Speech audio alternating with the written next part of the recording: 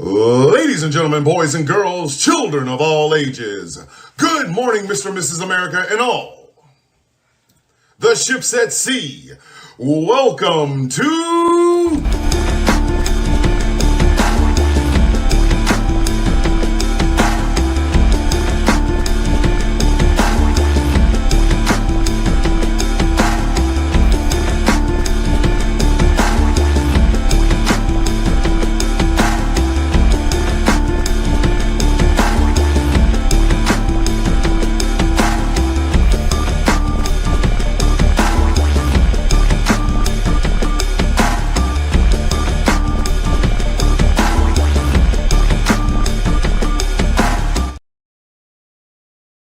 Y'all asked for him. He's here.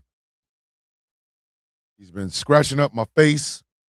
He attacked my eyes once again yesterday.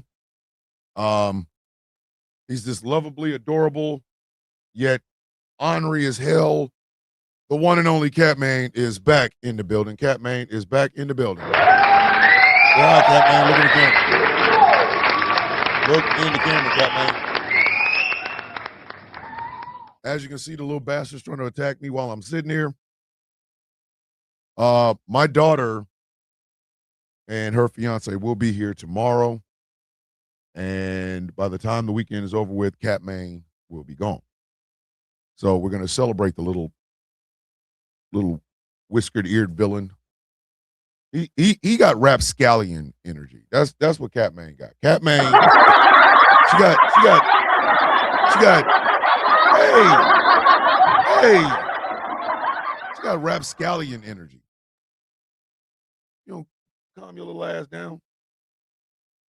Now, and the first thing Catman did as soon as I came on air was, hey, let me attack his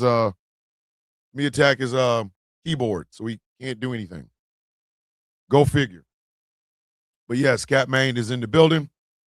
For all of you who really missed you some Catman, please enjoy him. We might celebrate his little ass tomorrow or something. I don't know. Because by the end of the weekend, he'll be gone. So, or she'll be gone. Excuse me. Keep forgetting. It's a she. She made sure that I know that she was a she by literally leaning on the bed one night and putting all of her cat booty coffee in my goddamn face. So, like, she rolled over on the bed and it was What like, is it called, honey? Cat booty coffee. I am not giving away Catman. I am not giving Catman away. I am Catman was always going to be temporary because Catman belongs. Well, Catman, y'all gotta understand, Catman was an abandoned kitten, and when Catman first got here, she was like really malnourished. There was a lot of so we fed her, gave her some shelter, let her run around a couple of places. Now she acting like she ain't got no damn sense. Hey. Matter of fact, let me see if I can get. I think I got a video of Catman. Let me see if I can show you. I do believe I have a video of Catman. Catman belongs to the coffee beans. Catman belongs. She belongs to the beats. She belongs to the beats.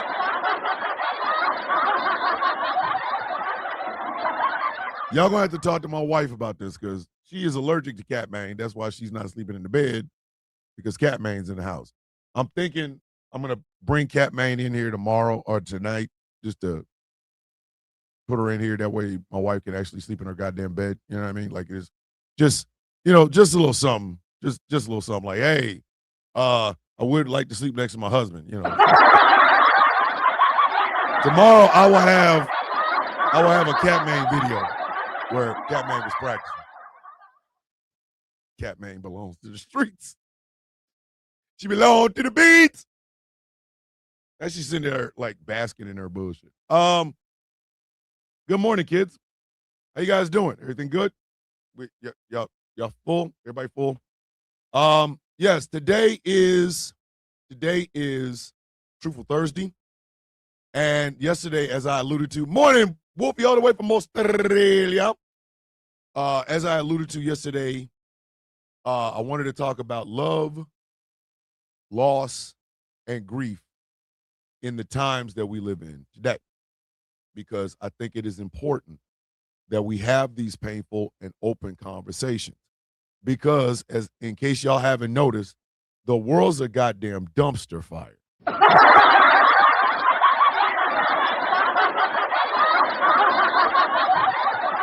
No, I think my daughter's gonna name her something like Bubbles or Twisty Tie or I don't know, Twizzler. I don't know what my daughter's gonna name her. It's not really even my daughter. It's actually my grandson, Akiri.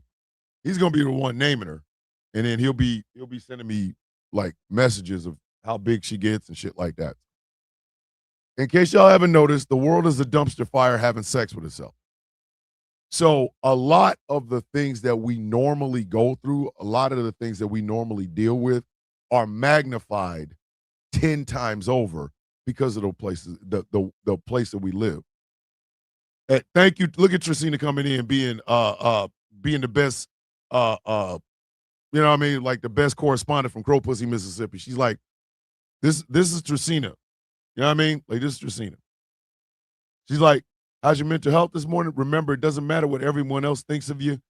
Their thoughts are shit anyway. Love yourself on purpose. See, look at that. Crow Pussy, Mississippi, stand up, goddammit. Crow Pussy, stand up.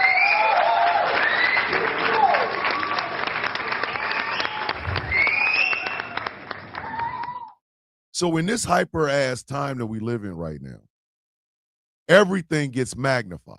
Everything. Because of the times that we live in, because it just seems like, I don't know if it's me, I don't know if it's y'all, I don't know if we're all suffering from the same goddamn thing. But have y'all noticed, if you can remember back in the 8 years Obama was in the White House, every day in the 8 years that Obama was in the White House, did y'all feel this sense of dread? This sense that shit was going down a toilet or the world was going to catch on fire and burn like a husk? Any of y'all feel that?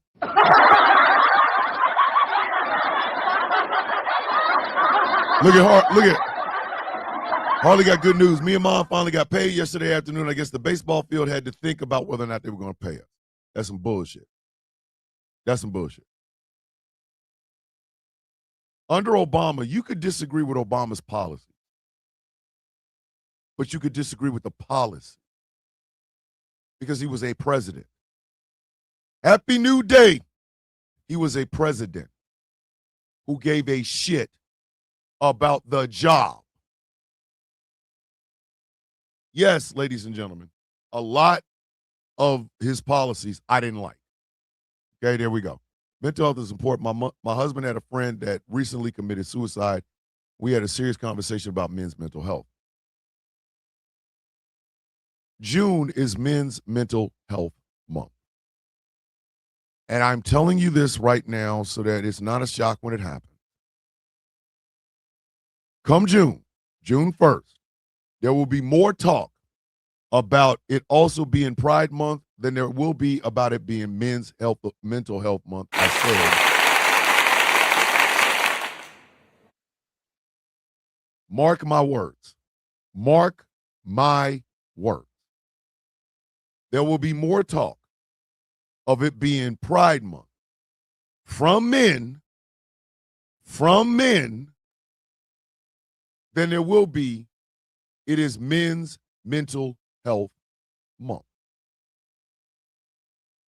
Did y'all know that May is Military and Veterans Appreciation Month? May's almost done. Well, we got about another week, maybe 2. May's almost done. And I have yet to see one of these gun-toting veteran types with the flags all over their goddamn body say one goddamn thing about it. May is Military and Military Family and Veteran Family Appreciation Month. But this is what I mean. Under Obama, you may have disagreed with his policies, but you at least felt like he wanted to do the job. You felt like he knew what he was doing.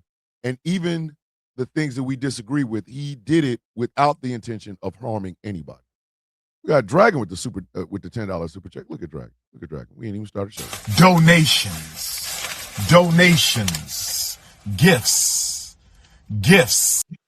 I just want to say congratulations to you and your daughter on her graduation. Never apologize for being late for being a good dad. I hope the graduation goes smoothly. We went and got her fingernails painted Irish green with little shamrocks on her ring fingers yesterday. My wife has gotten all of her jewelry together. I went the other day to pick up her cap and gown. Yeah, it's an achievement. It is an achievement. Military month started May 1st and ended with Memorial Day. Not once. Like I said, under Obama, you felt like at least he cared about the people. Even though he's a middle-of-the-road centrist Democrat, he at least cared about the people. And then Trump came along. The only people that felt uncomfortable when Obama was in office was the same racist ass people that feel uncomfortable when black folks are around. I said what I said. You get mad about it if you want to. I don't care. It's true. Absolutely true. But it's not just the rise of Donald Trump that has all of us effed up. It's the feeling of dread behind it. So yesterday, I saw a friend. I won't call him a good friend, but I did see a friend who was talking about the mosque shooting and how 3 people died. And he said, maybe we all should put down the arms and this, that, and the third. And I really wanted to ask him, you could have said that 2 years ago. This tension is manufactured. This tension is manufactured. You want to go with Israel, then let's go with Israel. Right now, there are 2 distinct groups of people living on that one little patch of land. So why can't these people get along? That's the question I have. How come having that conversation is a bad conversation? Like, why is it?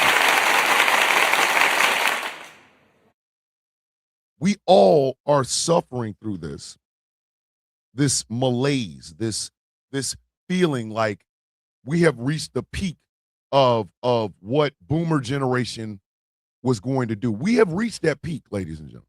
The angriest I've ever gotten during the Obama presidency is when Fox News was making fun of him from being sad about Sandy Hook and accusing him of faking it. Yep. Because I'm going to tell y'all something. Cynics live in the United States. I'm showing my age, but yes, things felt good while Obama was president, but it also felt that way while Clinton was president. Clinton may have been a lot of things, but we could breathe easy. And that's the thing, Janda. That's the thing. It's not just our policies that are harming. It's not just our inability to tell the truth that is hurting us. No. When I told y'all apathy will one day kill this nation, I meant that. People have given up on trying to fix or be good or do anything like that. They have. Star Trek meme saying every day waking up, the first thought is damage report. It felt like that for so long, I have a hard time remembering when it wasn't true. Morning, Nightbird. I don't know if it's a collective mentality across the world. Is it just in America?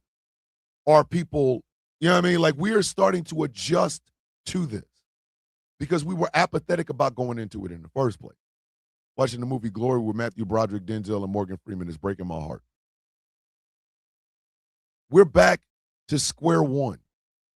We're back to the times where boomer generation people were afraid to drink out of the same water fountain with black folks, live in the same neighborhoods, drink, eat at the same diners. We're back to that. This is literally the height of boomer fear where we're at right now. The boomers elected this jackass. Not all of them, and let me go ahead and say that out loud. It was not every single boomer. So if you're a boomer, you feel offended, you shouldn't. Because if it doesn't apply, let it fly. But Donald Trump is the answer to boomer hysteria. because they had Obama for 8 years. And we're there now. We're there now. Our kids are dumber. Our money doesn't go as far. Our rent's too high. We have coddled the billionaires' balls for so long. Now the ball sweat is blinding us. And it is murder on our mental and physical health. It is murder on our mental and physical health.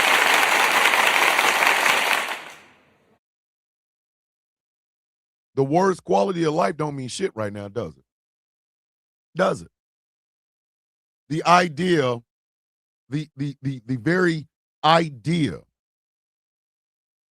of saying things like, this is not right, why are we doing it, have now become, well, that's your opinion. That's not an opinion, y'all. If you walk out in the rain, you're going to get wet. That's a fact. That ain't an opinion. That's a fact. If you say something offensive to somebody, you're liable to get stolen on. That's a fact. That's not an opinion. That's a fact. It's not an opinion to say that right now all of us mentally are not good, myself included. Myself included. This goddamn election has played havoc on me. Where we said at the end of this term, Trump should be voted out of office and then kicked out of the U.S. Oh, no, at the end of this term, he's done. At the end of this, he's done. This is it. You know what I mean? Wakandan, mwah, Joe beautiful see you. I saw Ashley, Joe beautiful see you. Every day we wake up wondering how bad it's going to get. We're human beings. We shouldn't be thinking like that. We should. As human beings? No. The Gordie Howe Bridge almost done, and Trump is blocking its opening because Canada will collect a majority of the tolls, which he agreed to when he decided to build it. I mean, I want y'all to think about that. Did y'all ever think we would be in a time where a constitutional crisis is inevitable? Probably not. And I'm going to speak for my black brothers and sisters for just a second. I'm going to speak for them. I'm going to speak for the totality of blackness in America for just a second. Just a second. Because the black man in the White House for 8 years made white folks feel bad. Who do you think they are their biggest targets to attack? Us. Black folks. Us. Thomas, this is one reason I'm glad I have a degree in microbiology. I know the only difference between us is the 2% that separates all humans. I never would have thought when I was a kid that as an adult I would be in a dumpster diving for food, dumpster diving from non-perishable diapers or toiletries for a porch pantry to help people because our government hates us. I already have terrible mental health as it is, and this administration is not making things better. I think it's making so much worse. So the central theme for this morning's show is this: how do you find love and joy in a time like this? How do you do it? For those of you who need to know, my name is Thomas Bishop. I am known as the Villain. My title and designation is the Brutalist, the leader of the Villains Guild. Ladies and gentlemen, boys and girls, children of all ages, good morning, Mr. and Mrs. America, and all the ships at sea. Welcome to a Truthful Thursday of The Sound of Coffee here on Ghost Claw Productions Radio, GCPR, where every voice matters. I'm a proud member of the Outcast Nation, led by my brother, my friend, and my second in the Villains Guild, Professor Moriarty. So, how do you find love and joy in a time like this? How do you? Morning, big sis. I love you. How did you? How do you find it? Because right now, a son bitch can lie to you online and take your entire goddamn identity and every dime you have, all by telling you how much he or she loves you. true.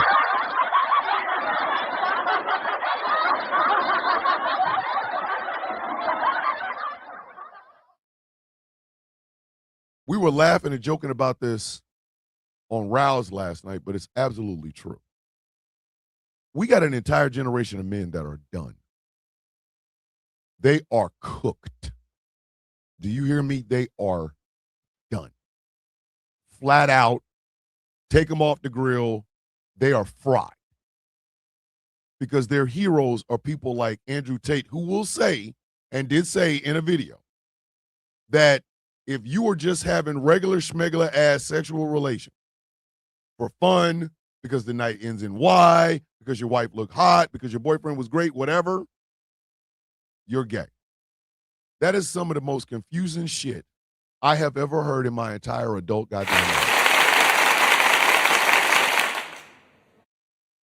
They're led by people like cardiovascular or Caligula, whatever that boy's name is, the one that smashes himself in the face with a hammer to get a square jaw, who at 20 years old has done so much methamphetamine, steroids, and other cocktails of shit, he is impotent. His dick does not work. Cardiovascular is 20 years old. 20.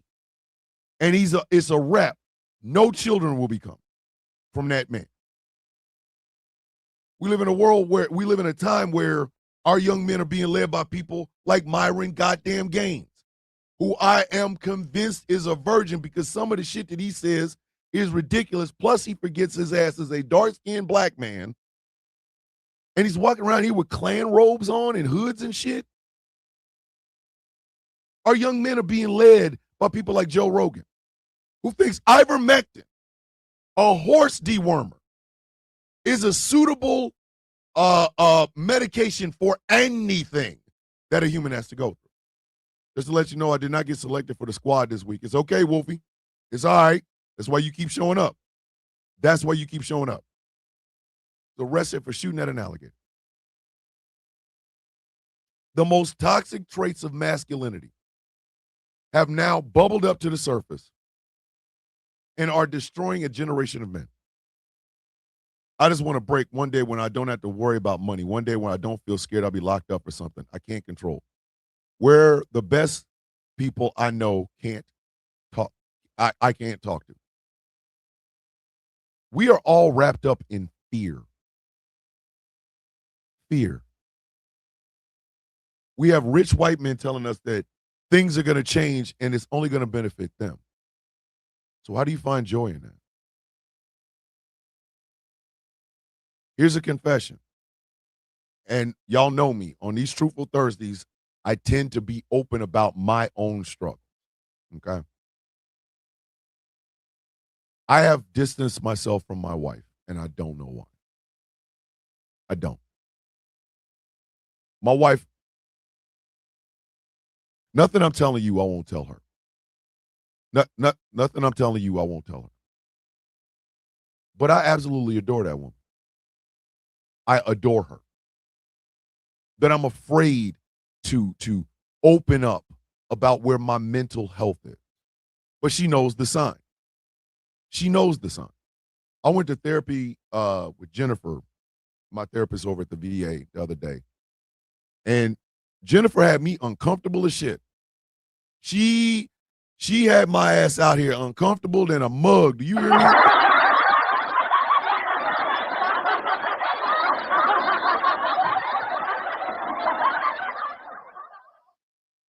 The shit we was talking about had my heart going like this. She had me uncomfortable as shit because she had me talking about things I didn't want to talk about. Things that are going on and how they've affected me. The way I look at how much better everyone else around me is than me.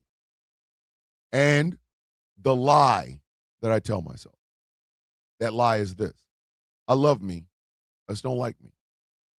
That is a lie. I don't love me. Being honest. Being honest.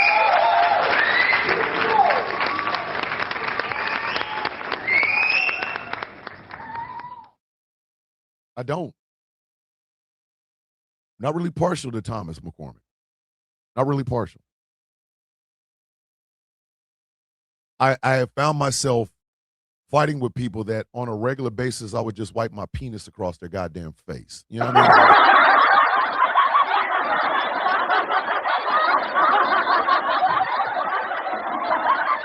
mean? People whose whole existence relies on this. I've never been I got to do it in front of the camera type guy. Never. I wasn't raised like that. That's not the cloth I come from. So me and my black ass fighting with people that are less than me. And I do mean that. Less than me. Their accomplishments mean nothing compared to mine. And I know this. Some people, listen, there are some people in your life right now that give you hell for who you are, and what you do. And then you look at their life and you go, if you don't sit your bitch ass down and stop talking to me, don't say shit to me. Stay over there. We live in the social media camera time. Not the, oh, did you say that about my mama 15, 11 minutes in the parking lot time? That's the time we live in. I'm going to say something in front of the camera. Ooh, let me take this little recording. Let me chop it up, make it look bad. Instead of shooting a fair one. You got a problem with me. Let's go outside. Bip, bip, bip, boom. You win, I keep my mouth shut. I win, you keep your mouth shut. The end. I am literally not well right now. And again, I'm not saying this for kudos or candy or coins or money or anything. I'm saying it because it's absolutely true. Every day I wake up and I feel like I don't deserve my wife. I don't deserve my daughter. I don't deserve the coffee beans. I don't deserve this radio station. I don't deserve my partners. I don't deserve this cat. I don't deserve my dogs. My siblings, I don't deserve them. Everybody I know, who I call friend or brother or sister, feel like I don't deserve them. But I try to find joy anyway. My brother David, good morning, sir. Good morning. Good to see you in there, bro. I'm there yet, man. These days I get closer and closer to the edge of my rage, and my escapism isn't helping anymore. Wrestling is pissing me off. My video games are making me happy. I'm not there yet. It's true. It is true. Nana sent me something. Nana sent me a message the other day. And all I said in it was like, thank you so much, Nana. I really don't deserve it. How many of y'all feel like that? How many of y'all feel like there are people in your life, there are things that are going on in your life that are so great you don't deserve them? It is because of the times that we live in. Hey, man, you don't deserve Catman. Catman deserve you, man. Damn chaos. What's wrong with you, man?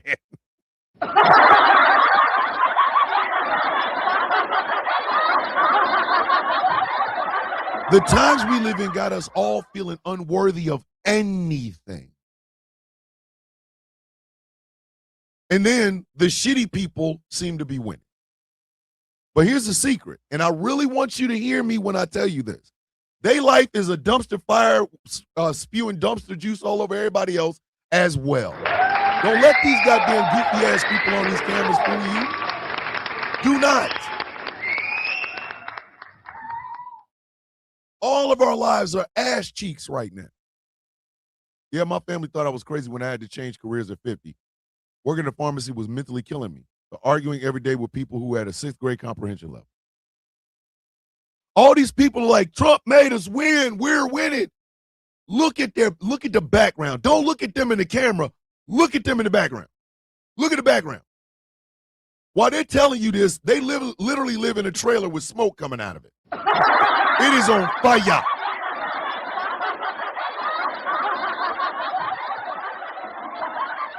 They're telling you this shit from unfinished damn house with the popcorn ceiling with piss marks all over it. Their lives ain't great. They're not. They tell you that shit.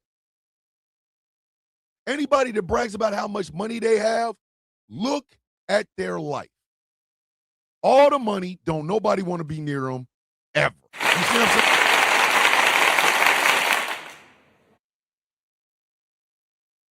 Oh, well, you know, I got this opulence. I got 2-3 cars. I have 4-5 business, blah, blah, blah, blah, blah, blah, blah, blah, blah, blah. So why are you some of the most miserable bitches around? Why?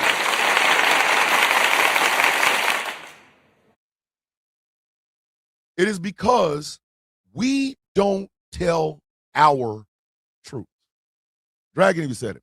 I miss my mom so effing much. It's been 8 years since she died, and I miss her so much. I just want her to hug me and tell me that things will be okay. I just want to feel comfort. Dragon, I'm in the same boat. December 4th will make 6 years my mother's passed away. 6. The love I have for that woman is eternal. I miss my mother so goddamn much you would not believe. Her children are not all together. We're not good. Sure, 4 of us are together, but there's that one, the 5th, that don't want nothing to do with us. I just lost my cousin like 2, maybe 3 weeks ago. 3 weeks ago. Hold on. None of us deserve what we have because we all fall short. It helps me to look at it like I'm so lucky to have them, and that helps. I don't deserve it, but I'm very lucky to have it. See, that's the thing. Like I said, I lost my cousin like 3 weeks ago. You know what I mean? My cousin did the right thing. He's got his girlfriend. Her baby daddy show up. He start tripping on her. So as any gentleman would do, my cousin steps up, whoops his ass. This pussy comes back with a gun, shoots my cousin. My cousin's dead. Little cousin, dead.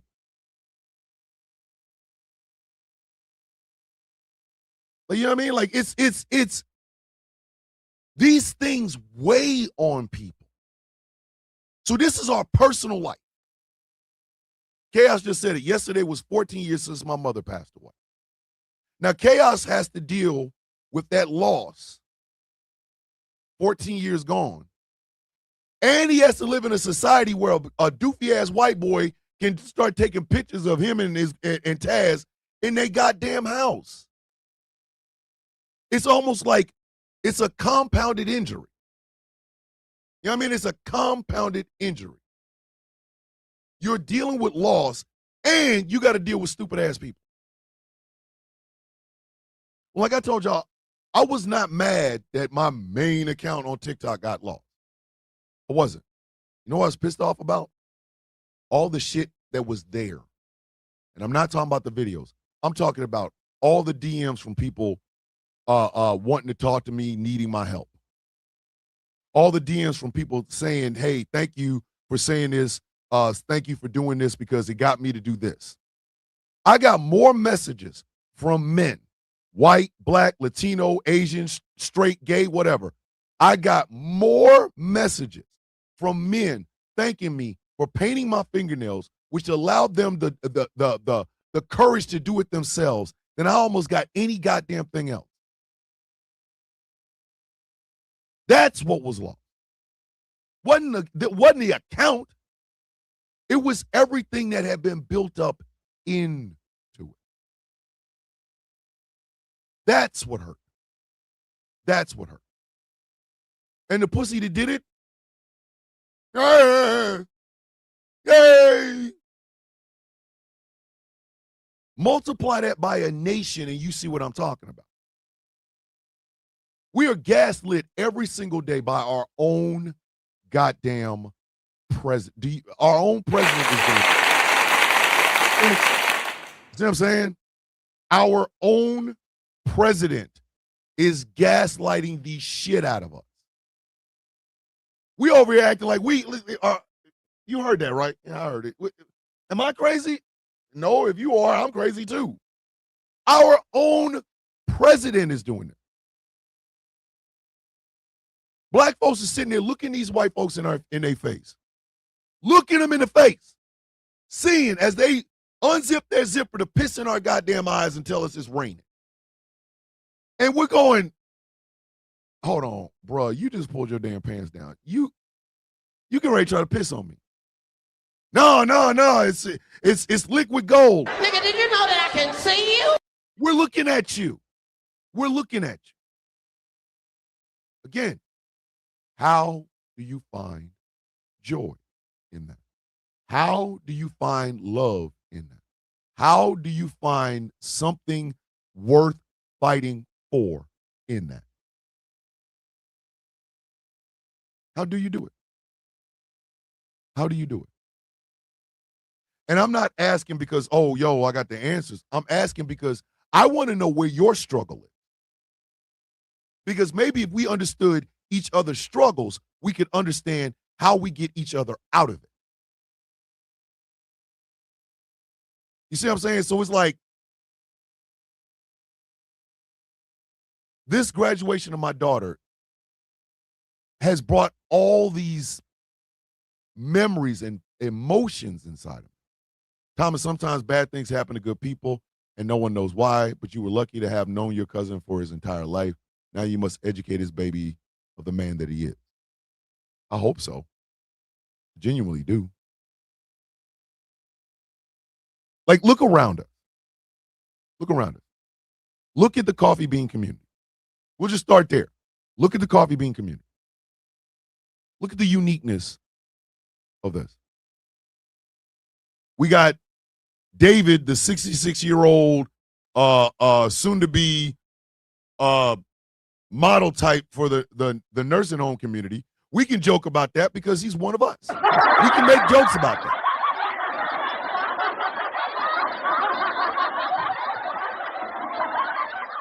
We got Smoking Hot, one of the best people I know. Beautiful human being. Beautiful human being. Chaos and Taz. My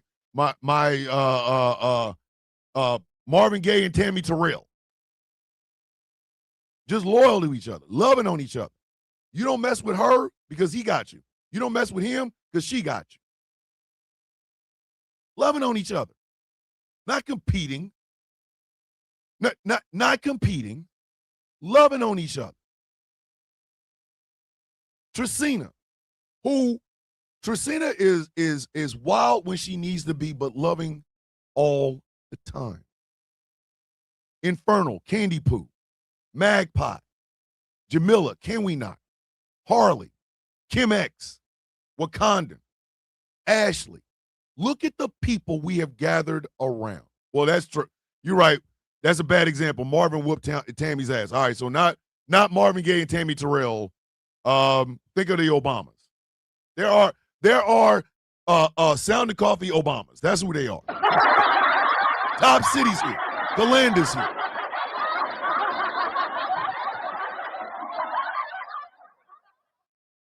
We all have uniqueness just in this community, just in this little group of people. We have that uniqueness. It's what sustains each one of us. That loving feeling that we have towards each other. Ashford and Simpson, that's a good one, Shaft. Ashford and Simpson.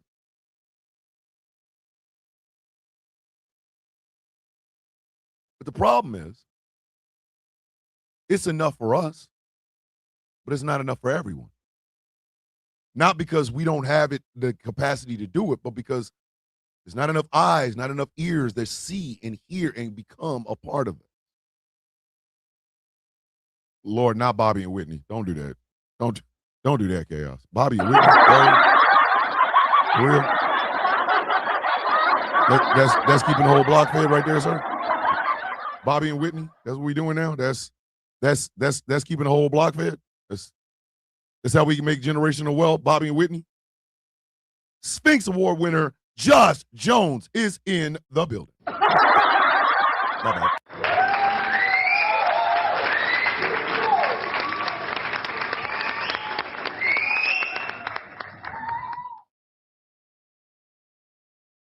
If just quit trying to put the nurse on. I'm not ready for that just yet. Besides, I can't afford it. Nah, David, but listen, David, you have that quiet reserve that a whole lot of women in their 60s is looking for.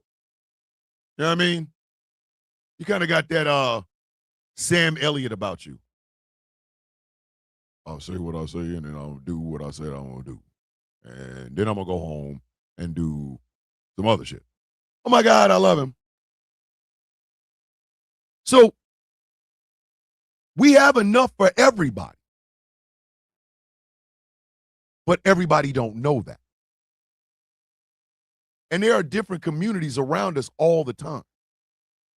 We just are reaching out and branching out to each one of them to try to bring something of what we have to them.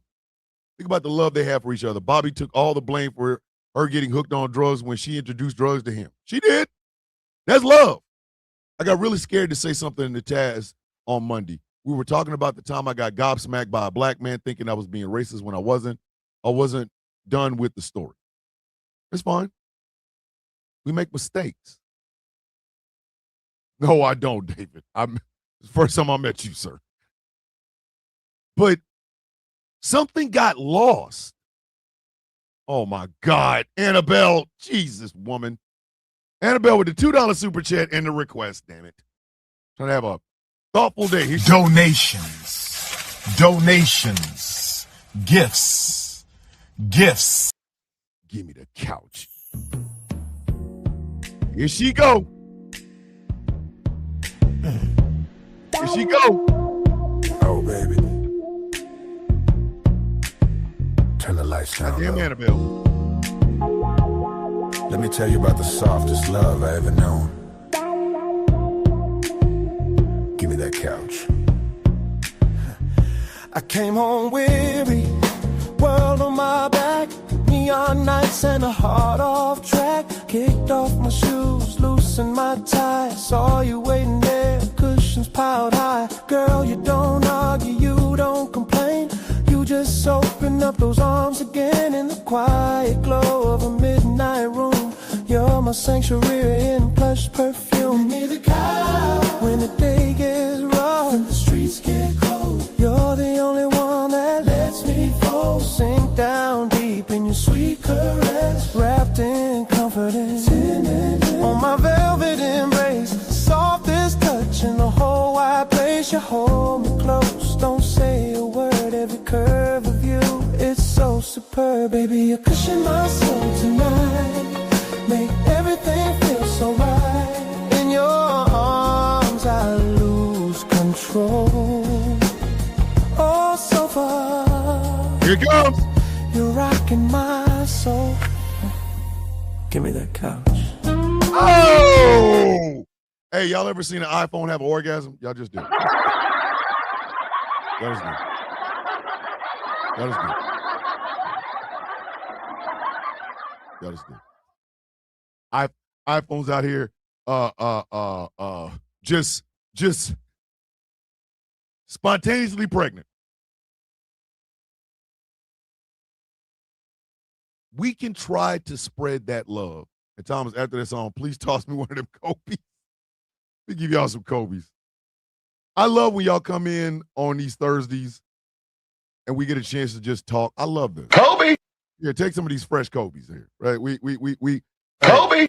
We got y'all some chocolate flavored chocolate sprinkled Kobe's today. We got Kobe. Go on, take it. Go on, take a couple of these Kobe's. Go on over in the corner if you got to. Whatever you got to do. Come get a Kobe. I know. Get two if you want to, because you know Kobe. we keep baking them in the back, like you know what I mean. They're baked in the oven number 8 and number 24. So Kobe. come on, get these Kobe's. Come get some of these. Come get some of these delicious ass Kobe's. Kobe. I want to get one. You two over there. Go on. Come get a Kobe. Kobe. David, make sure you get a Kobe. I don't know if you've ever been here for a Kobe, but you're getting one now, buddy. You could have yourself a nice cup of coffee. I hope you're not smoking Marlboro cigarettes, but you can damn sure have yourself a Kobe. Kobe. Just saying, that's the perfect tempo for that song for extracurricular activity. Josh. Josh, somebody, yo. Remember my stroke number with this song. So, yes, we try to spread some level of love and acceptance to every single community that we're all a part of. The problem is not all of them are receptive of it. They're not. They're not. Running with the lemon players, just being helpful. A lot of people enjoy the chaos. They enjoy the destruction. They enjoy the mental and physical anguish that happens in times like this. They enjoy that shit. So you can't spread love and positivity to everybody. I told Jennifer on Tuesday that I feel like I have failed because I have been trying to build a world that is worthy of my daughter. I feel like I failed at it. And she's like, why is it your responsibility? My wife said the exact same thing. Why is it your responsibility to try to build a world, a better world? Why is it your responsibility? Here's a little secret. And you can ask my siblings if you think I'm making any of this up. My entire life, I have thought that. Since I was a child. And I'm talking about a little ass kid, because I was always the weird kid that could think like an adult and shit like that. I have always thought when people ask me, it's like Robert F. Kennedy said, when people ask why, I say why not. No, was that Robert or Ted that said that? It was either Robert or Ted, one of the two, that said, when people say why, I say why not. Nobody ever told me I couldn't change the world. My mama said I can grow up to do anything or be anything I want to. So why can't I change the world? Why? Who made the rules of engagement that said you can't change the world? Who said that? Who made that arbitrary rule? Okay? Who said that? Who is it that said you can't change the world? Who made that arbitrary rule? The world's so big that you can't change it? Why?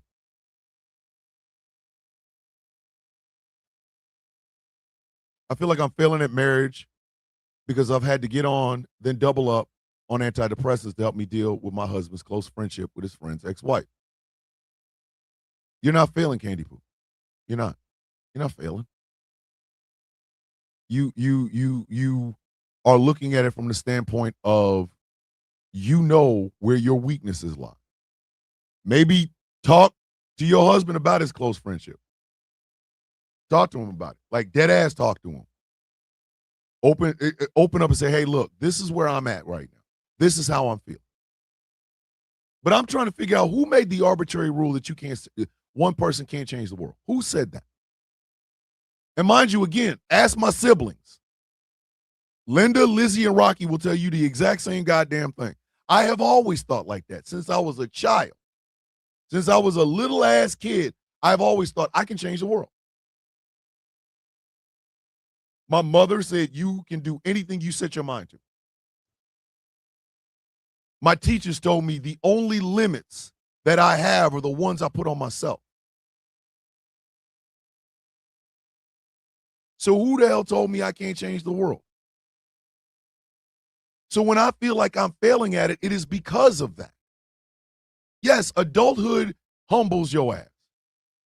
That first time you got to pay a bill and you watch your check disappear by half, yeah, it's going to piss you off. But again, who said I can't change the world? Who told anybody that?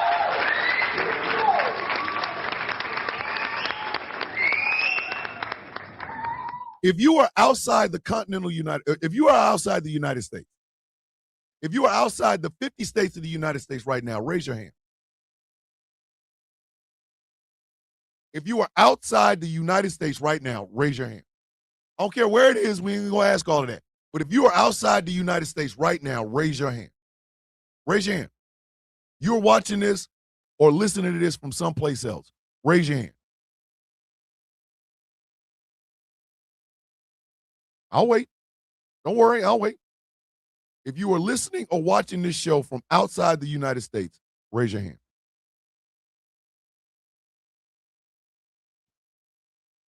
And the reason I say that is this.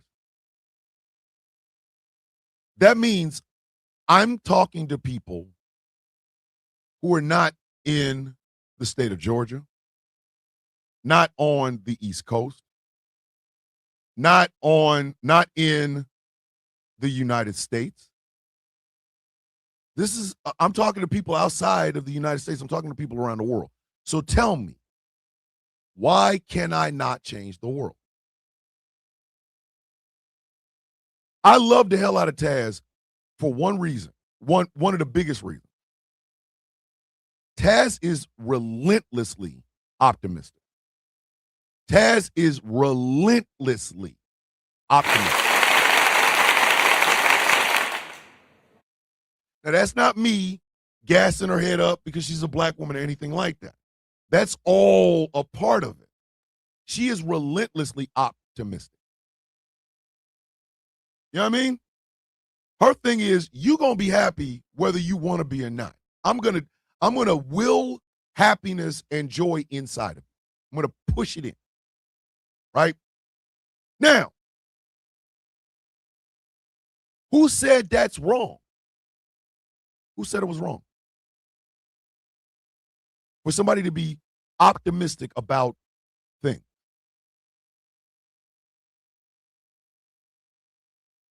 You are given when you're a child, you're given a dream. As you grow up, people tell you to refocus the dream. They tell you to lessen the dream in this part, and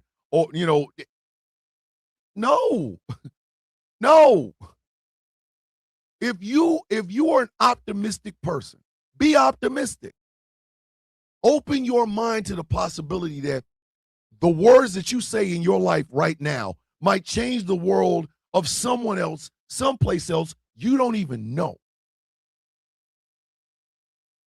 One of the reasons I despise religious institutions is this. They try to equate every good thing to God. Now, some people will tell you, if it wasn't for God, I wouldn't be here. And I have no problem with those people. None. It's the evangelical Christians that I hate. Because they're going to tell you, you ain't shit, your mama ain't shit, your daddy ain't shit, you're going to die, you're going to burn up, you're going to go to this place, and you're going to be flaming forever, ever, ever. Unless you believe in this dude who's better than you. If we're all made in God's image, doesn't that mean we're all good? Like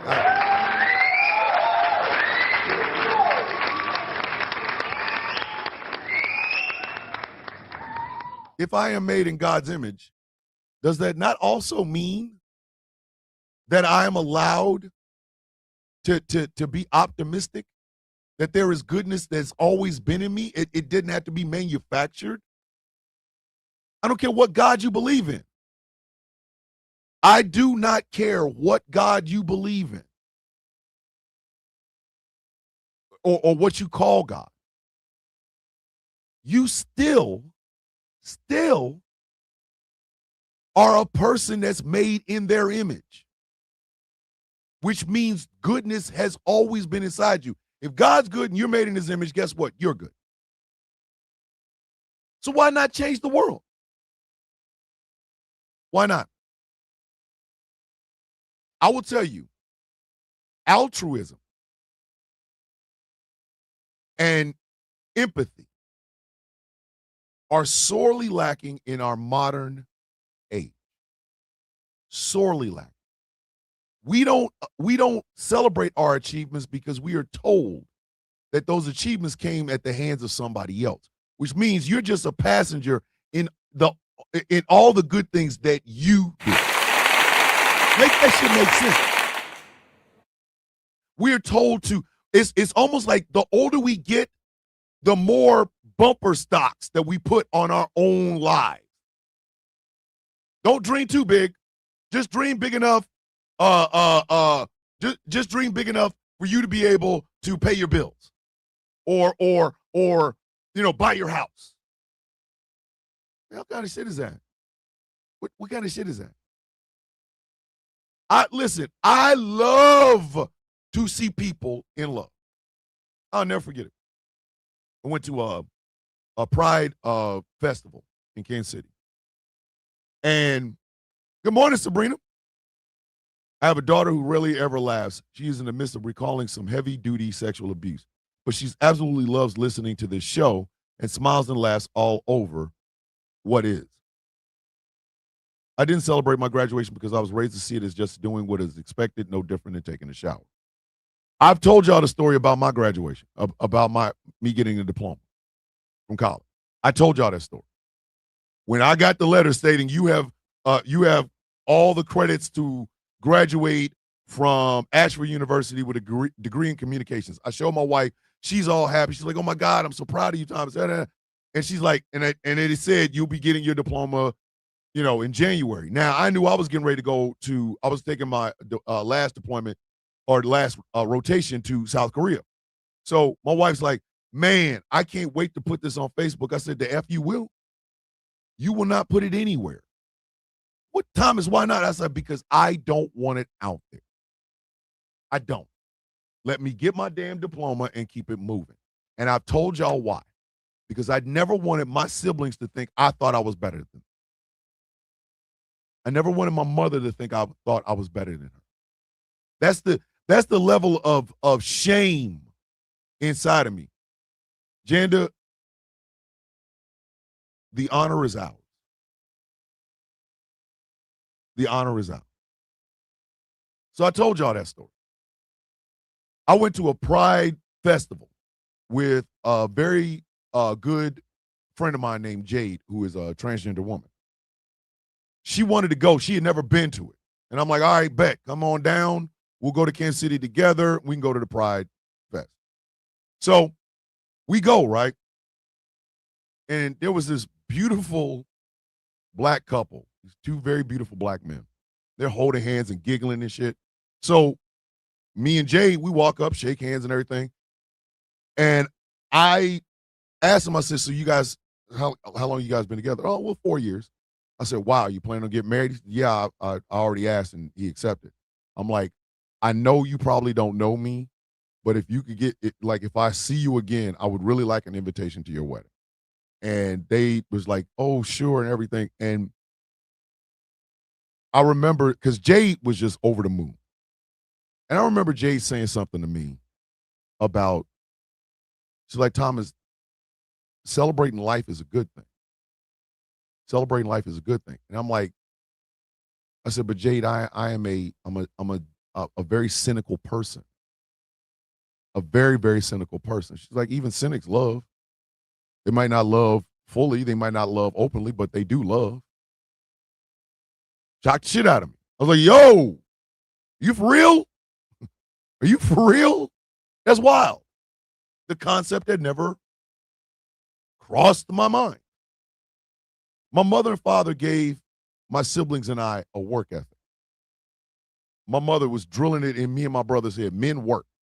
A man goes out and he works for what he wants. A man goes out and works and takes care of his family. A man goes out and works and does everything he possibly can to take care of family. My brother had a stroke. And I was I was retired from the military after like 23 years of service. Do you know what the two of us felt? And I can tell you because my brother's still going through it right now. Shame. Both of us felt shame.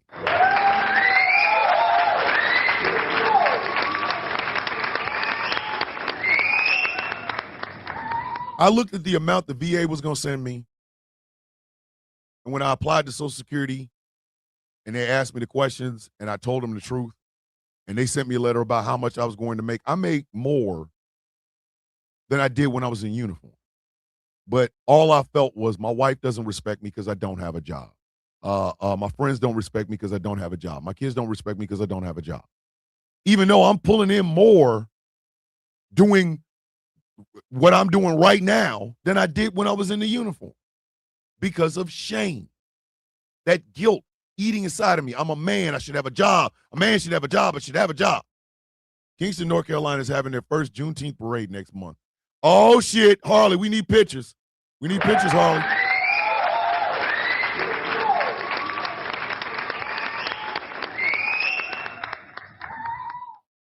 Creating a radio station was this is the biggest endeavor that I have done outside of the United States military in my entire life. Not just building a radio station, but maintaining it, bringing on new hosts, bringing on different shows, having different perspectives and things of that nature. Do y'all understand? GCPR was the biggest gamble I ever had. The second biggest was buying an LLC. You know where I got the money for that? Made a track of piano to you on the Discord, wondering if you could play it on the show. It's my love letter to aviation. I'll do that, Wolfie. I will. You know how I paid for that LLC the first time? After we bought our mother's headstone and had it installed and everything, there was some money left over. So my sister, Linda, she was the person in charge of all of this, she split it and gave it up to the five of us. That money, and I'm not saying it was thousands of dollars, it was $500-600. But hey, yeah, Wolfie, I'll play it. I promise. I definitely get pictures of the parade and post them on Discord. You better. I took that money and made a gamble that I could make this a possibility. Ghost Claw Productions LLC was born. I pinned a dedication to Mom that I want to put on the webpage. I just got to get it to Angry. Because I want everybody to know none of this would be possible without my mother. None of it. That, in a way, was my mother showing me love. That, in a way, was showing me, being showed by my mother that she believed in me, that she genuinely believed in me, that she saw something in me, and she wanted me to achieve it. If my mother was alive today, she'd be tickled pink. Thomas, you got a radio station? My baby got a radio station. Something like this. But I didn't want to celebrate this. I don't want to celebrate it now. When I talk about GCPR, I talk about Taz, I talk about Jeff, I talk about T. Nathan, I talk about Angry, I talk about Gambit, I talk about George. I don't talk about myself. I don't. I am always last in the ship. Last. Why? Because that's just the person I have always been. That humbled person I've always felt could change the world. Even as a kid. Even as a weird, hyperactive child. I was like, why y'all putting guardrails on me? Why can't I change the world? I feel like I'm doing it, but I don't talk about it. And that is something that we all have to wrestle with. When's the last time you celebrated you? Let's start there. When's the last time you celebrated you?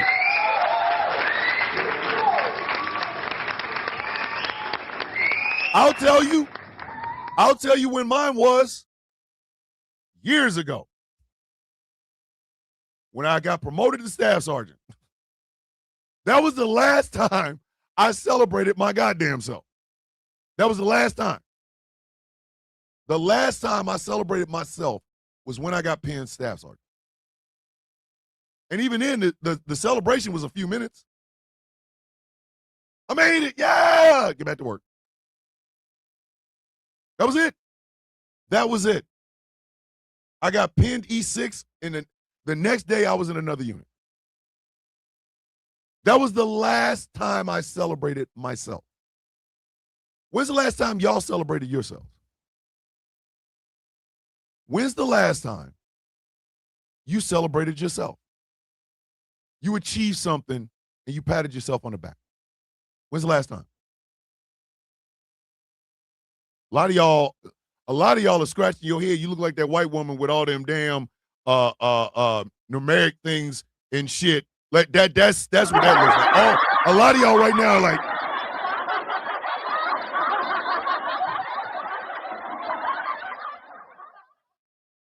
come on now. When's the last time we done it?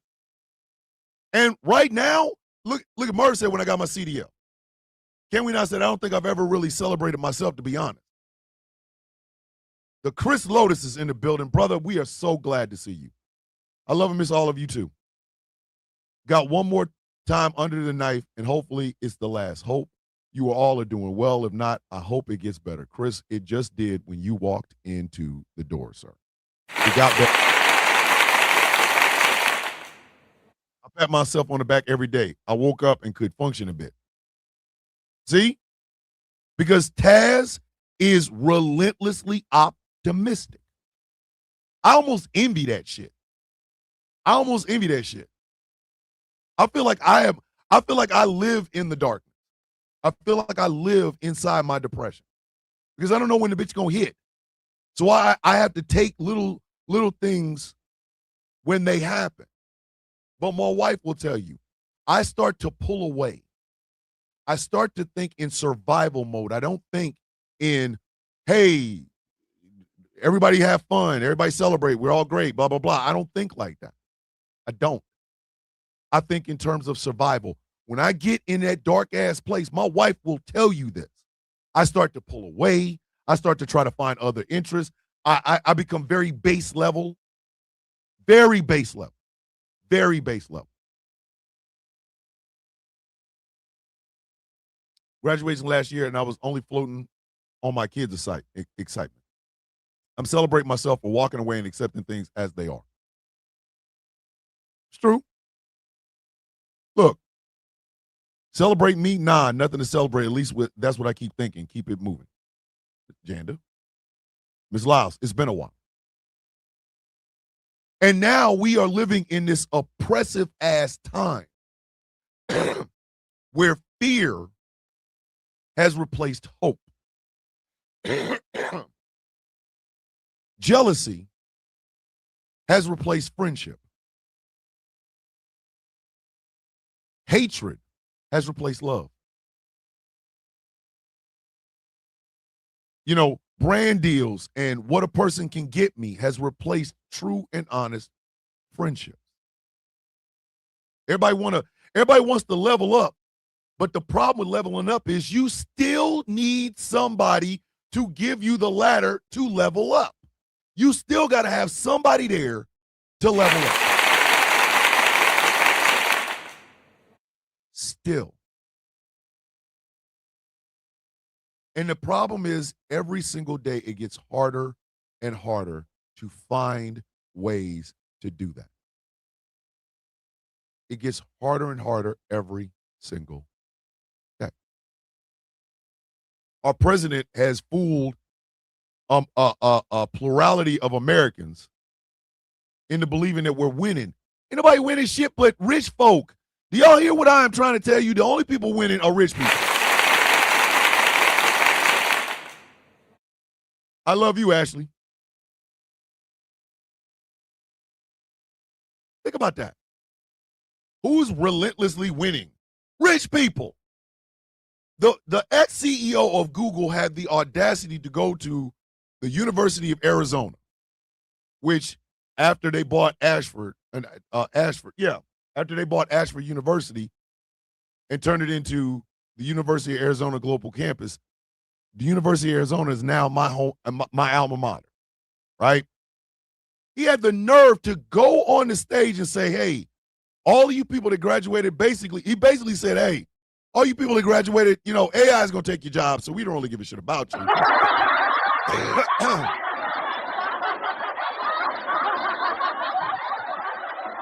Jamila said, this is going to sound weird to some people, but I was finally able to give my son something he asked for on his birthday. I finally made enough money to buy it, and it felt good. And think about this, Jamila. There was a part of you that felt like you needed to do other things, wasn't it?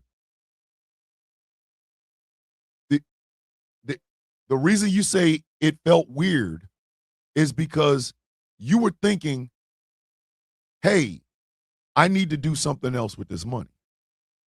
I need to do something else with this, didn't you? That guilt ran up in you. In your heart, you're saying, I'm going to do something for my son. I'm going to do something for my kid. I'm going to do one good thing. And that guilt rose up in your ass. Well, I've got to go do some shit I was going to do and then come home and do some other shit. Until next time, God bless you all. David, as always, sir, thank you for coming in. Thank you for being a part of this. And please know that we love you and we are proud of you, sir. We love you and we are proud of you. Thank you for being a part of this community. Thank you, David. See, Jamila even said it. Jamila even said it. You're correct, big brother. That guilt ate at him, ate at her, ate at her. And in this time where we're living at right now, please, we are all living in that shit. It sure is. If I say this is enough, but the reason this show is a morning ritual is that community feels like, in my Vin Diesel voice, family. So grateful for you all. I want to get away from that. I want to get away from that more than you will ever understand.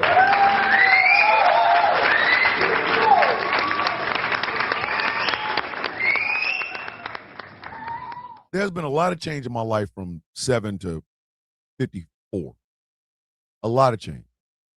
But the constant is my depression. The constant is my depression. Oh, yeah, David, you can download the GCPR app and then listen if you want to. No, not want to, but listen. You can download it on iOS and Android. Thanks to the one and only Angry IT Nerd. That one constant in my life has always been depression. And it wasn't until I had kids that now it was two things. It was two things, not one. I had to think about his beautiful smile when he saw me order. You see what I'm saying, Jamila? You see what I'm saying? She was literally ordering this young man's gift with that guilt racking her, but seeing his smile. The two constants in my life now is depression and fatherhood. Depression and fatherhood. That's a hell of a dichotomy. That is a hell of a goddamn dichotomy. Depression and fatherhood. When I had kids, I decided right then and there that I wasn't going to do the party animal bullshit. I wasn't. Thomas, get me pregnant with twins with this. Oh. Look at Jamila. And now look at Ashley. I had to decide. Good morning, always there over there in the YouTube chat. Always there, 84. Good morning, dude. I had to decide which one drove me more. Did I want to be out in the streets, partying in the clubs and risk getting shot, or did I want to be a father? And I picked fatherhood. I'll never forget, I was telling Sinjay's mom, middle son. She had went out and got effed up or whatever, but she had asked me to watch Sinjay. So Sinjay was there watching TV and movies with me and my brother. She came back. She had a Uber driver, not Uber, but somebody else was driving her back. But she had to come back and get my son, right? So she was like, "What? You don't party anymore?" I said, "No, I don't. I don't." Oh. Just because of fatherhood. Yes, just because of fatherhood, because I'll be damned if I'm going to have Sinjay having to come find me on a bar stool in a bar. I don't do it anymore. If I want to get drunk, I'd get drunk at home. And she's like, shit, I'm going to keep partying. Now, mind you, she is 10 years older than me. Sinjay's mom is 10 years older than me. Flash forward to today. I'm in relatively good health for the most part. I'm of sound mind even when I'm depressed. I have stability in the form of my wife, my home, my kids, things of that nature. She is continually in and out of rehabilitation centers because her weight has gotten so big she can't stand up. Now, I'm not saying it's an either or thing. What I am saying is she went and found her joy while Sinjay was a baby or kid. And now that joy has come back to bite her in the ass. Meanwhile, I can text my son right now. We can have the best conversation. We can have the worst conversation. We can talk about anything. That's how Sinjay is. Sinjay thinks a lot like me. I wouldn't trade being able to talk to my son about anything for anything. Period. End of discussion.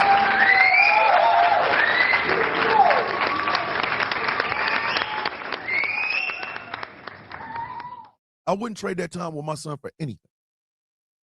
Nothing at all. Because the love I have for him transcends all of that bullshit. It does. I find joy in being a father. I do. I find joy in it. But that doesn't always mean that it can pull me out of the depression. The depression's always there. The depression lives with me. It does. It's as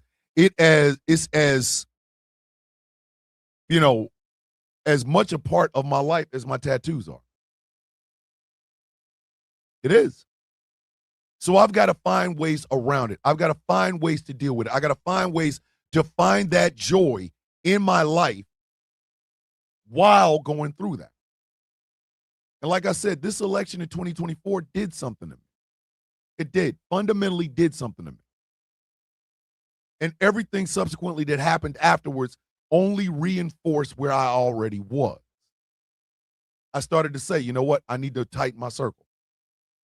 I need to tighten my goddamn circle. Look, this is Kim X. This is Kim X. Thomas, can I celebrate with the beans? It's been 2 years since my kidney transplant. We need to give it up for Kim is still here because of a kidney transplant. Give it up. Give it up. Yes, you should celebrate that, Kim. Absolutely. It is those little achievements that we do not celebrate. I don't celebrate my achievements. I don't. And that is a problem. I'm going to tell y'all, as a man, as a grown black man in America, and I will say this to every black man I know, we do not celebrate our achievements enough. We are always hyper-fixated on the money aspect. We are always hyper-fixated on the status aspect, but we don't ever give ourselves a pat on the back or let other people give us a pat on the back for the good that we do. I said what I said.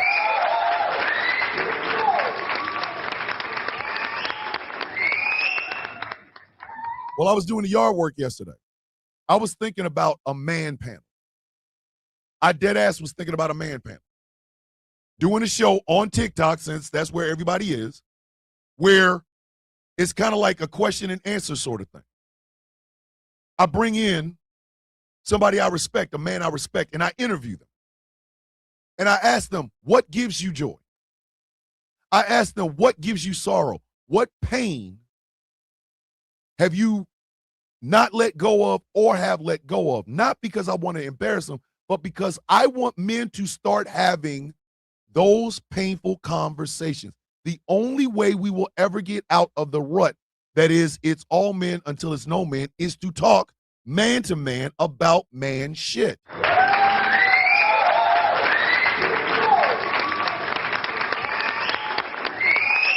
Look at Way to Go sliding up in here with his shoulders out.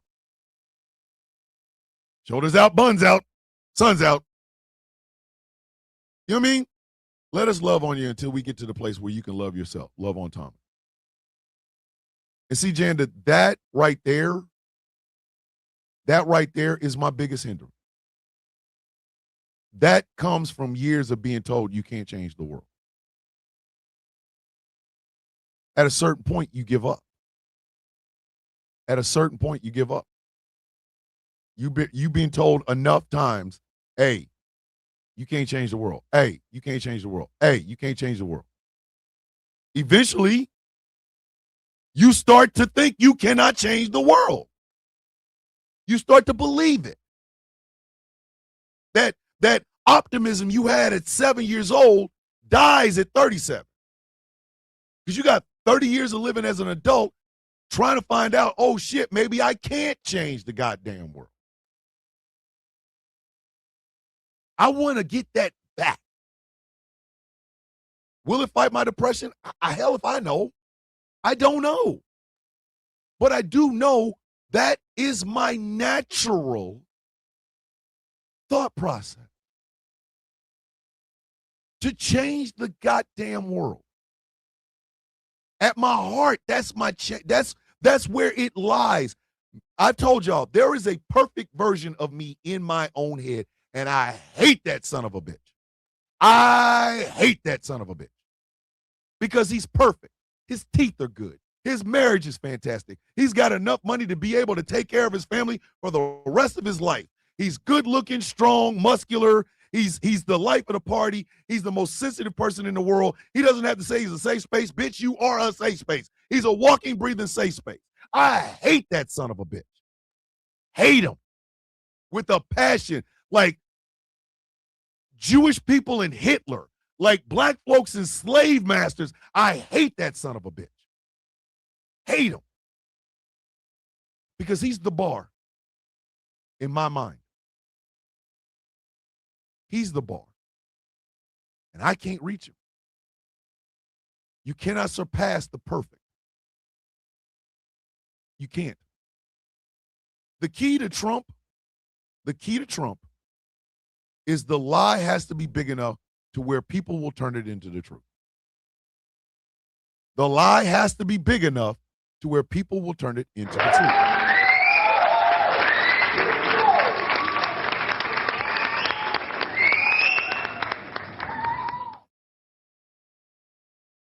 Dragon, calm down. You and Taz are having a conversation. Calm down. Just calm down. Breathe. Calm down. Good morning, Coffee Beans. Late again because my therapist would have rather sat there in silence for an hour to let me deflect from the topic he felt I needed to address today. Don't worry about it, Star. You come on in here. We're talking about some stuff anyway. The perfect one in my head makes me hate the person that I am in the mirror. Let me say that again. The perfect version of myself in my head makes me hate the person in the mirror.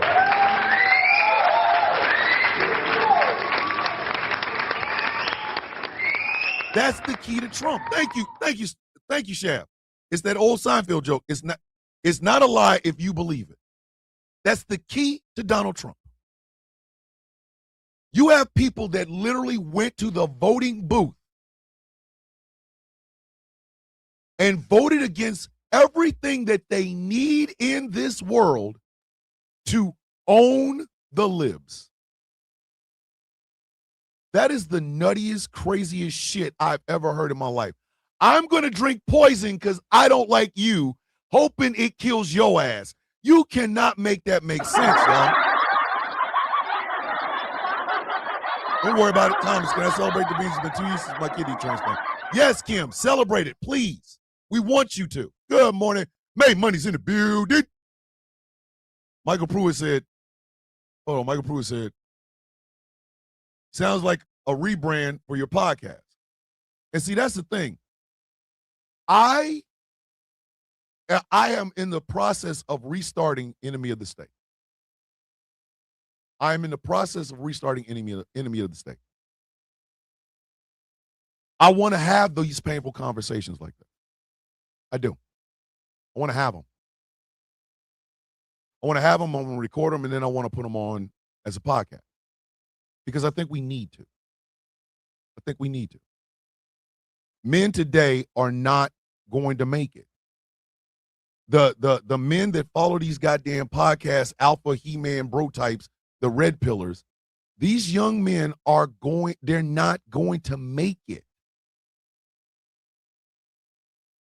Like I told Nana, some of these so-called beings ain't likable. And like I tell you all the time, Thomas, everybody ain't here for the right reasons. And I know that.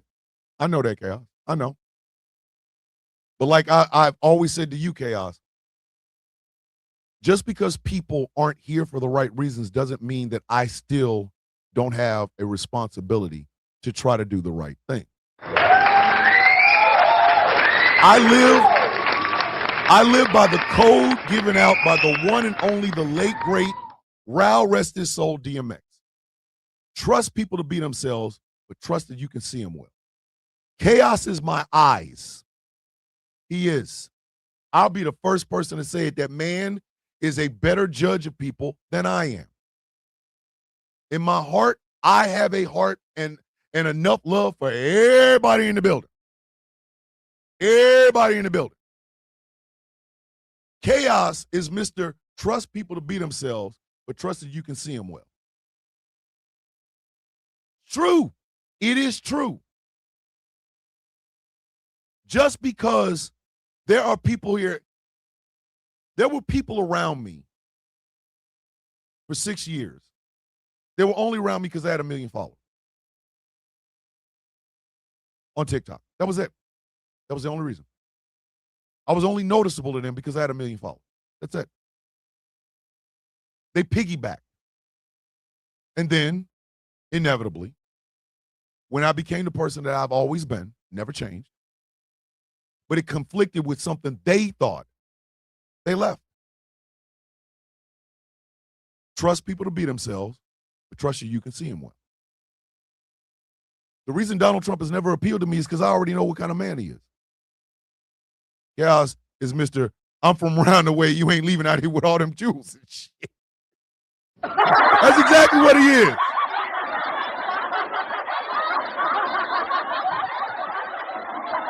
And he's a better judge of it than I have ever been. I have always been, at my soul, a naive person. I think everybody's here to change the world. Everybody's here to love on each other. I know goddamn well it is not. Hell, I know it by personal goddamn experience. I am not the person that goes, trust people to be themselves, but trust that they can see them well. I'm now learning that. Doesn't change who I am. And the problem has always been I fight against it. I fight against the person that I have always been. I fight against it because I feel that person is weak. The one thing about the perfect version of me in my head is I look at him as weak. You see, that perfect person remembers watching a man get shot to death and dying in front of him. But he looked at the sunny side disposition, well, he's in a better place. I didn't. I saw a dead man in the gutter. That's what I saw. The perfect version of me is a loving parent. His kids have always loved him. He's always loved his kids. They've always been in his life, blah, blah, blah, blah, blah. The real me knows depression stopped me from being the father I could have been. And I have never forgiven myself for that. The perfect version of me has a wife who is just completely devoted to him because he's the best wife, because she's the best, he's the best husband, because she's the best wife, and everything is great, and they're always together, and nothing is wrong. And I hate him for it. Because the real me knows there is so much pain and darkness and sadness that I keep from that woman. Sometimes on purpose. I walk around with the weight of the entire universe in my soul, and I don't want to share it with this person who I have been with for over 20 years. Over 20 years. Yes, Janda, I do journal. Matter of fact, hold on.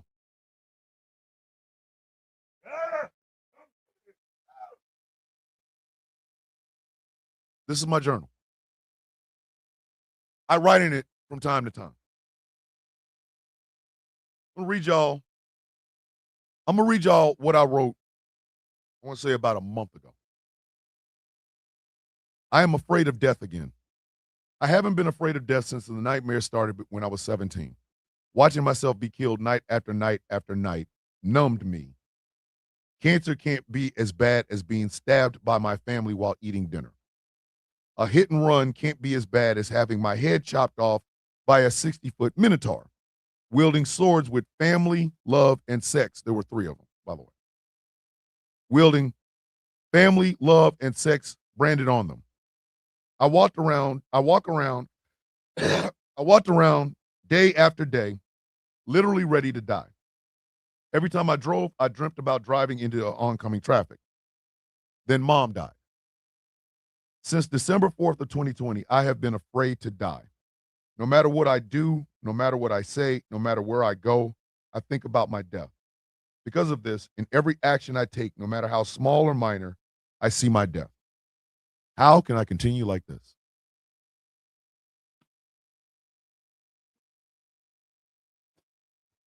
It's true. Since my mother passed away, I've been afraid of death. Before my mother passed away, I wasn't. When I tell y'all I had nightmares every night from 1989 until right now, I'm not making, that shit is not making up. Be safe out there, Shab. Love you, brother. Be safe on them roads. Ladies and gentlemen, my brother, my good friend and co-owner of Ghost Call Productions Radio, Mr. Jeff Kennedy, has entered the building. Morning, Jeff. It's Truthful Thursday, buddy.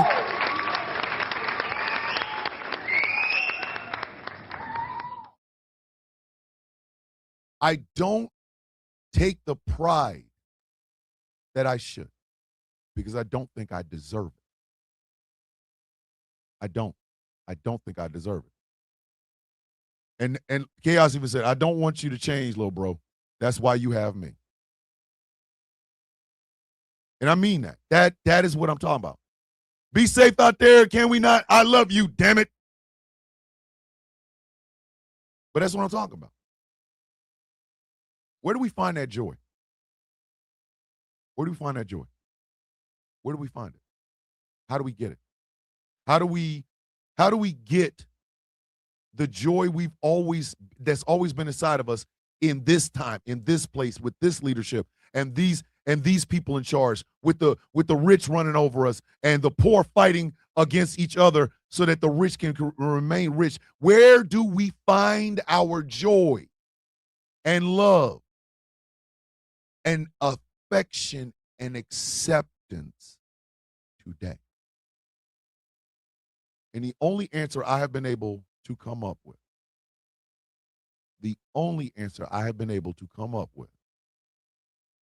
is this. We find it with us. We find that joy with us.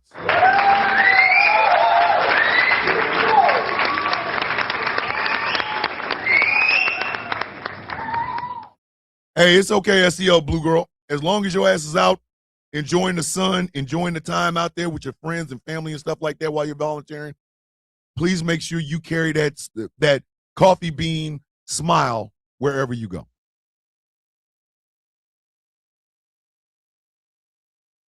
We find it in us. We find it in us. I called Jeff the other day. We were talking. And he said, I have been depressed. I have not felt like myself. And it's reflecting in the show. And I said, that's because Jeff Faber is going into the booth. Jeff Faber has a whole lot on his plate. Jeff Faber is suffering. Jeff Kennedy is the voice. Jeff Kennedy is the man you have to be when you get in front of that microphone. You can carry them both with you. Please do not misunderstand me. But Jeff Kennedy is a fighter. Jeff Faber feels like he can't. Thomas McCormick is going through all these emotions, all these things. Thomas Bishop comes in and puts foot to ass because it is needed. I've told y'all there is no daylight between those two names. But both of them serve a different purpose. Not just with y'all, but even with me. Even with me. Thomas Bishop is the voice that says, get your ass up and be you. Thomas Bishop is the person that comes in every single day since this show started and says, may your day be as sweet as the coffee in your cup. Not because it's a cool catchphrase or something you can put on a t-shirt, but because, God damn it, I want you to have that day. I don't want it for any other reason other than the fact that you deserve to have that day. And it's an affirmation to you, and it's an affirmation to my goddamn self. It's affirmation. In a time where a liar can tell you a whole bunch of shit that's happening that you know not to be true, and the only thing is being affirmed is his lying ability, you've got to find that affirmation around people that genuinely love you.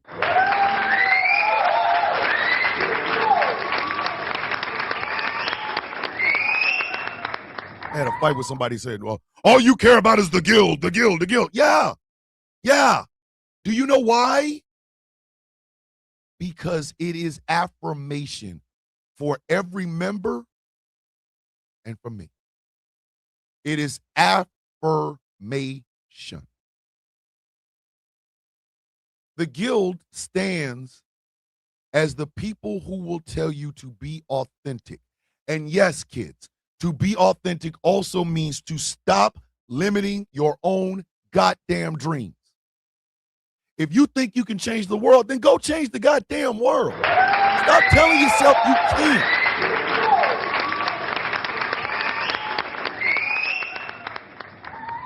Stop telling yourself that you cannot. Stop telling yourself there's a limit. No, there isn't. No. Every word you say in front of a camera, every comment you leave in a comment section may be that one word or that comment that stops somebody from taking themselves off the sentence. That might be the one. You never know.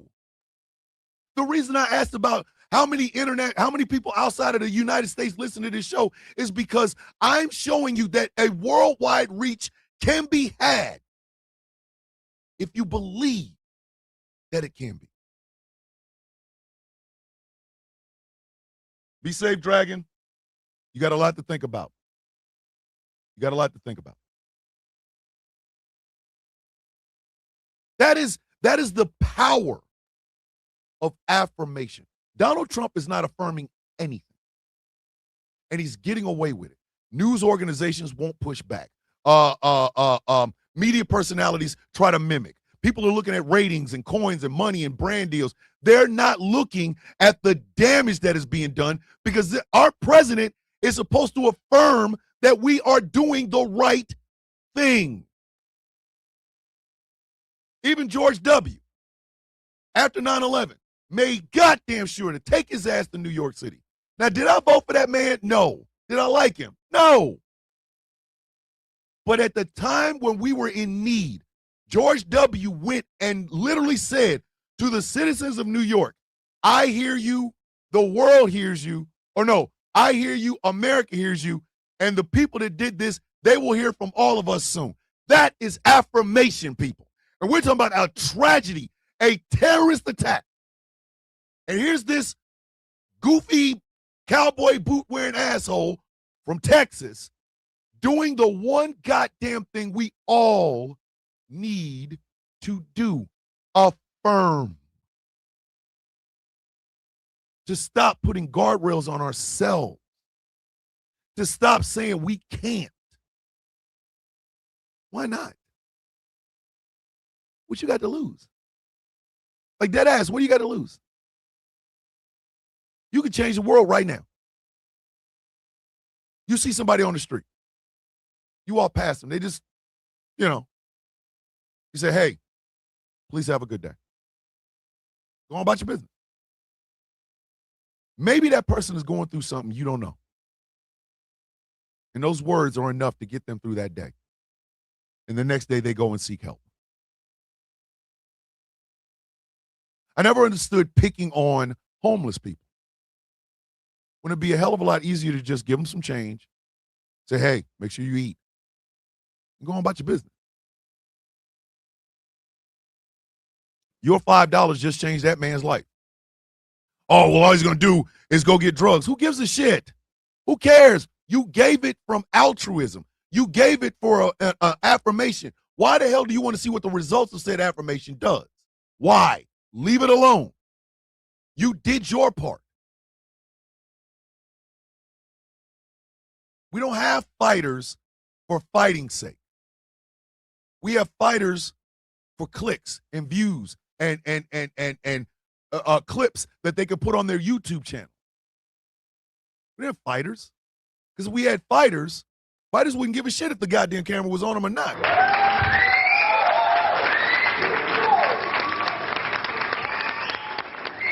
A fighter wouldn't give two shits whether the camera was on them or not. Wouldn't. That's a fighter.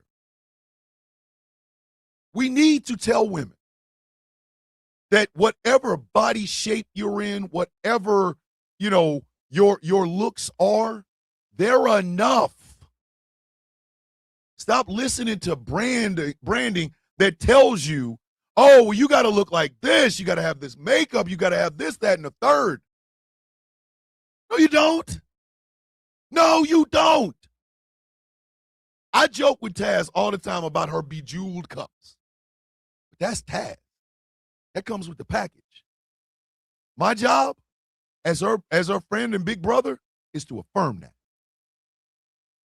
To affirm that. In my county, it is illegal to give food to the homeless. I work at a homeless shelter morning, noon, and night, and I can tell you about homeless folks.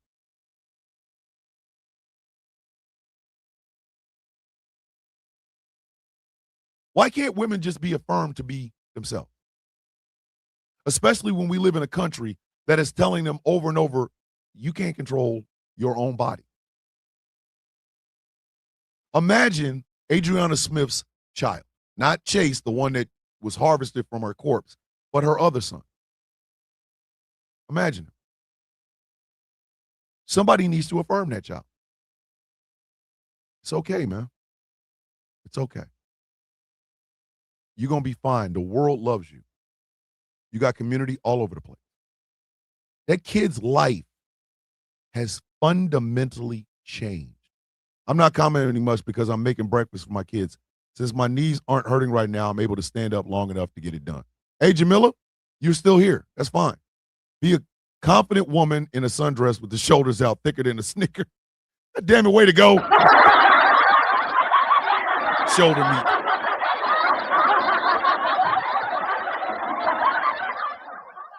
Stop letting the world tell you what your worth is. Stop it. When you see somebody, all they're doing is promoting this or promoting that or promoting this or promoting that, if they're only doing it for a hustle, let that be the hustle. But if they're trying to tell you you ain't shit because you don't have this, stop listening to them goddamn people. Stop it. Stop listening to them. Stop it. They are not worth your time, your energy, or your affirmation. How do we find joy and love in a time like this? We start with the first person, the one in the mirror. I will promise y'all this. I will make this promise to you. There will never be a day that I will look in the mirror and not try to affirm myself if you all will do the same. I'll make that. That'll be a coffee bean. That'll be a coffee bean deal. How about that? Coffee bean deal.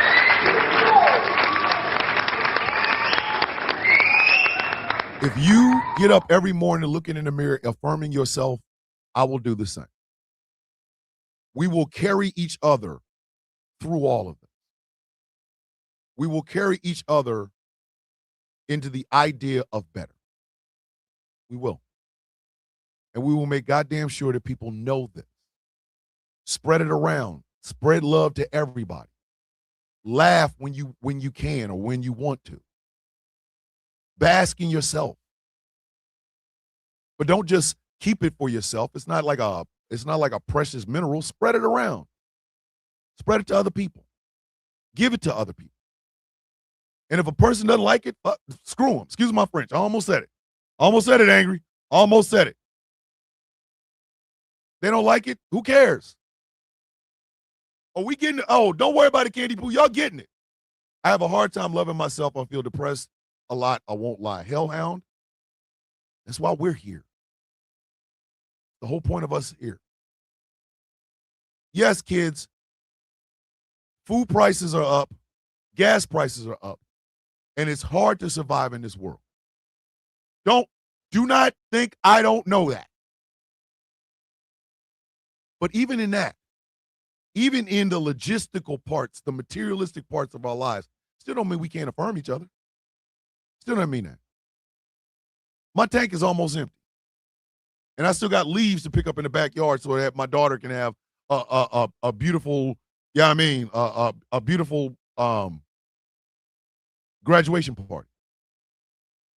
But the reason I'm doing all that, the reason the leaves are getting picked up and all these things are being taken to different places is because my daughter, my baby girl, the purest soul I've ever known in my life, is achieving something that at 2.5 years old, we didn't think she would. My baby girl is graduating high school.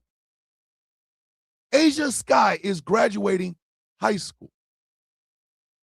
When this is all said and done, I get everything cleaned up in the backyard. I got to make a video for her. I have to. I would be remiss as a father if I didn't. Just picture after picture after picture of her growing up. Because my baby girl's graduating high school. So yeah, my back's gonna hurt. My hands are gonna hurt because I got, narrowing disc in my neck. My shoulder feels like dog shit. But you know what? I'm going to affirm my baby girl. An achievement we were just wanting her to get better. We didn't expect this. You goddamn right I'm gonna make a damn video about her. You're right. So all of the other shit I gotta do pales in comparison to the affirmation I want to give my baby girl. My wife wants to give our daughter. Her sisters want to give to her. Her nieces and nephews want to give to her. This, ladies and gentlemen, is how you find joy in a world like this. The small victory. The small victory. There's no greater feeling than that, especially if the baby and they are special needs. Yep. Yep. Yep. I was talking to Taz and Angry and Gambit about doing something for the 6th anniversary of the Villains Guild. Something like 6 million steps for 6. 6 million for 6. Each member of the guild would do a certain amount of steps. And we would have it go into the Villains Guild. Taz, what did you call it? Hold on, what did you call it, Taz? Let me see. Let me see. Taz called it something. Here it is.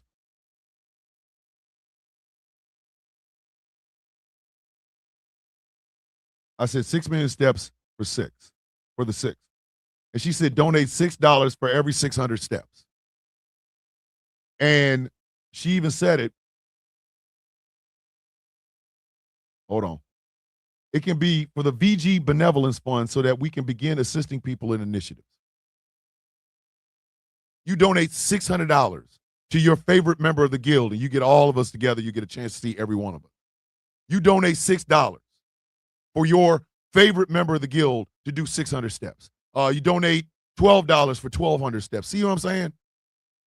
I said that at the end of it, right before we hit the 6 million, that I, as the leader of the guild, I would walk the final steps as a symbolic thing. It would be about symbolism. And it's like it promotes health, wellness, and the act of stepping into authenticity, the truth, and the fight for the marginalized. As the brutalist, I would walk the last steps on our anniversary, the day of our anniversary, which is November 4th, to symbolize that no matter what, the leader is the last one after caring for the guild. Janda with the $1.99 super chat. Let me find it. There it is. Donations, gifts. And that's what it would go to the VG Benevolence Fund. And it would be a fund that anytime a member of the guild wants to go to a protest or in need, or somebody else is in need, they would be getting gifts on behalf of the VG Benevolence Fund. 6 million steps for the 6. The other aspect of it is to affirm the members of the guild. I would have Professor Moriarty do the exact same thing in the UK. Him being the leader of the Outcast Nation. 6 million for the 6. As the leader of the Outcast Nation, he walks the final steps. Him and I together, walking the final steps. And celebrating each other, the guild, and everything it stands for. On the anniversary of the 6th anniversary of the foundation of the guild. And it would be an affirmation for every single member to go out and affirm other people. It does promote health and wellness. That way we can say, I want you here. I don't want you to die. I don't want you to go anywhere. I want you here because I love you. It's the truth. Being the people that are willing to fight the good fights no matter what it costs us. We're going to tell the truth, and if you don't like it, lump it. Fighting for the marginalized.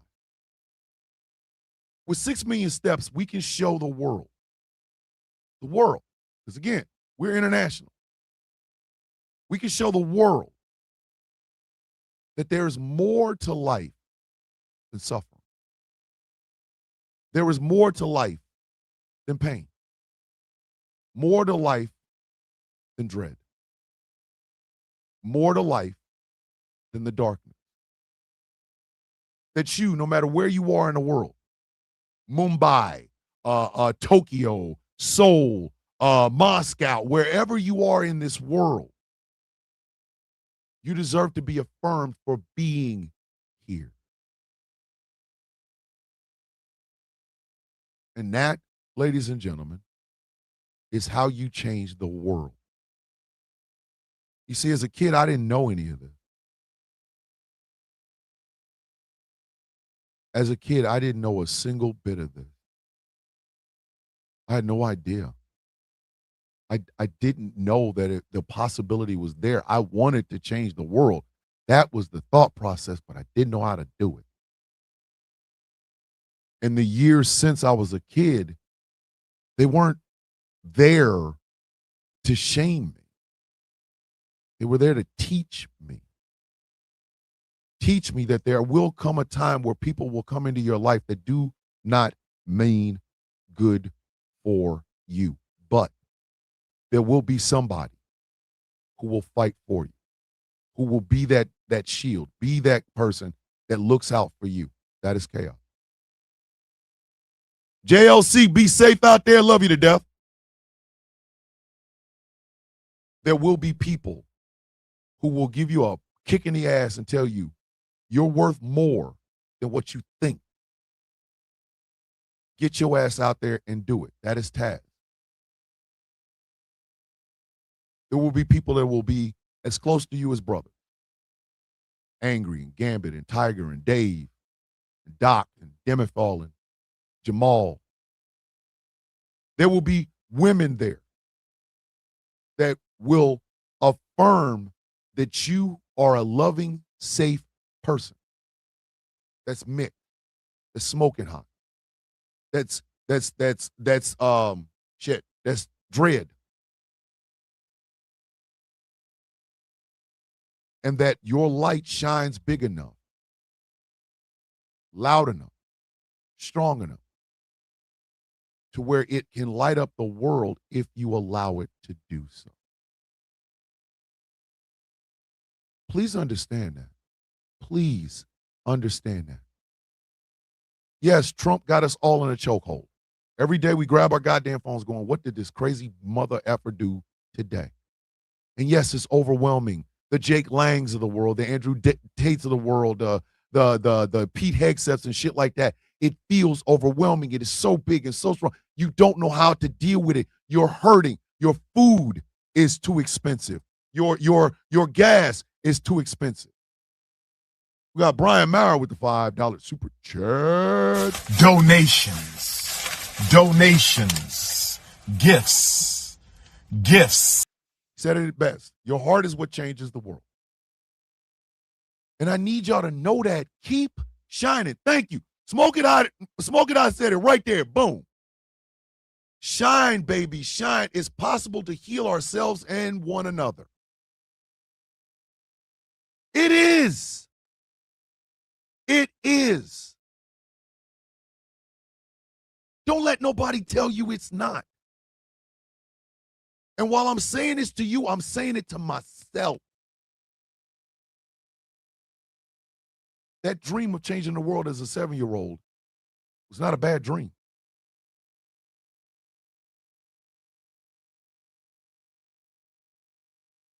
The reason, very reason, I try to affirm everybody is because at my heart, I'm still that 7-year-old kid. Wise beyond my damn years. Who wanted to see the world smile a little bit. And having Donald Trump in the White House has not changed that. Having Pete Hegseth as the Secretary of Defense hasn't changed that. Watching as the Republicans try to reenact old Jim Crow has not changed that. As a black man in America, God damn it, I'm going to shine. Far too many people want to see me fall. What the hell makes you think I'm going to give them the opportunity? I'm not. I'm going to keep shining. I'm going to continue to try to be a beacon of love, affirmation, and acceptance. Am I going to fail at it a lot? Yeah, I am. Sometimes my depression will get to me and I will forget to do things. But the next day, my ass is right back up doing it again. Right back up doing it again. Because it's not a labor of love. It is an action of love. It is an action to show those around me that the best lives inside of you. You just got to have permission to let it out. I will one day get rid of the perfect version of myself in my head. He will no longer be the bar.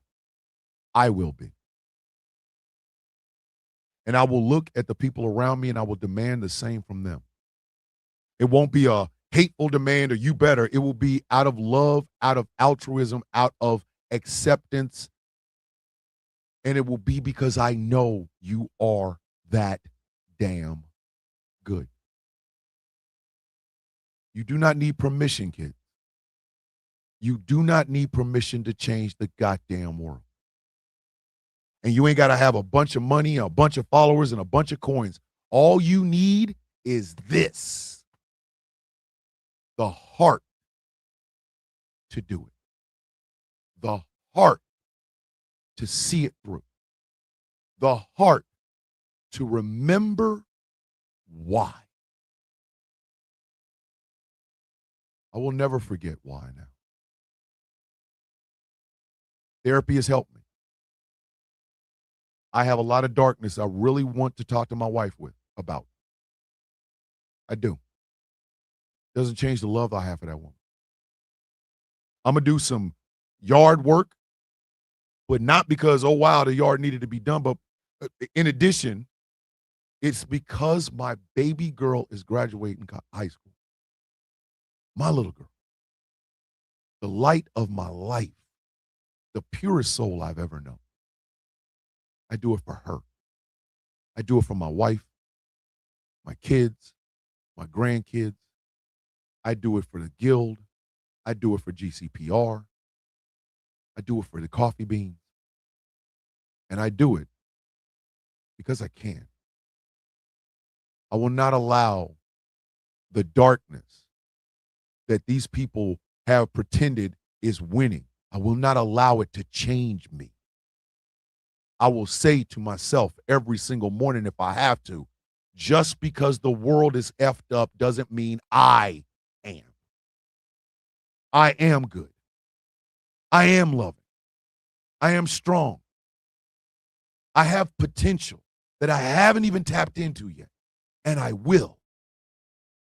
And I will be the person that changes the goddamn world. I will be the person that changes the world. Say it to yourself over and over and over and over until it becomes what you are.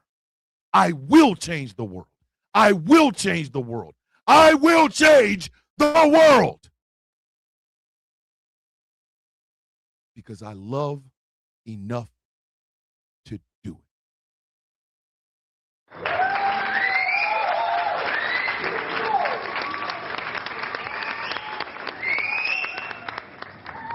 Star said, Thomas, I don't talk to my husband or boyfriend about my demons either. They have their own and don't need the weight of mine to top those. Sometimes, though, it feels long. Yes. Yes, it does. Carrying it hurts. It is a darkness that it just seems never ending. But guess what? At the end of the day, still doesn't change the fact that I am a loving human being. It still doesn't change the fact that I would fight for those things that I believe in and the people I believe in more than they even know. And you, talking to you right now, you give me the strength to carry on. The strength that I need to make it through the day. The affirmations I have needed, and I try to give them back to you. And I hope you know how much I truly, truly, truly love you. No bullshit, without limits, unconditional. I'm going to end this show, kids, because I got yard work and I got to go pick up my daughter. As always, you want to support, think about becoming a Patreon at patreon.com/Thomas the Villain Bishop. $3 a month. You can help me keep all of this running. Like I said, we're still in the planning stages of the 6 million for the 6. We're still in the planning state. But I am going to demand maximum participation from every member of the guild that is able to do so. I do know Sour Latte has been on bed rest for the past couple of months. I do need to call her today and check on my sister and one of the founding members of this organization. I will have Taz reach out to Elijah so we can all set a time we can sit down and plan this out, and then we present it to both the Villains Guild and the Outcast Nation, and we can get started. We can start probably in June. We can do it from June until November, but those last steps will be taken by the second in the guild, the leader of the Outcast Nation, Professor Moriarty, and myself. It is a way to affirm every single member. It is a way for us all to show the world that we can change it if we truly want to. And Wolfie, that means, oh, hold on. Let me check this song out, Wolfie. Where's it at?